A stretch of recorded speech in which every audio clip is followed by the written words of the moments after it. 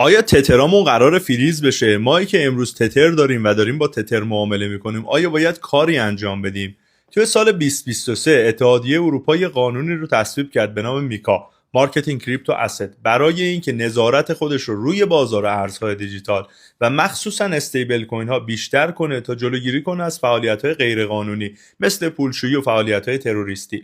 اینجا قانونگذار بیشتر تمایل داره بره به سمت استیبل کوین هایی که متمرکزتره تا بتونه نظارت بالاتری داشته باشه، مثل استیبل کوین پیپال یا استیبل کوین بلک راک که توی ماهای آینده قرار عرضه بشه.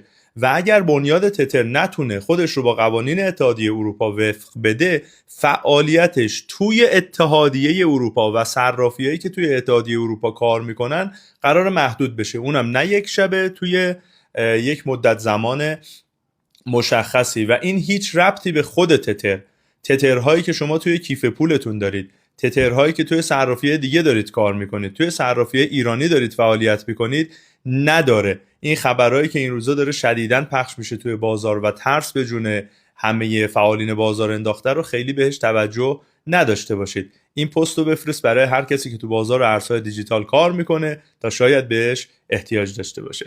مخلصیم.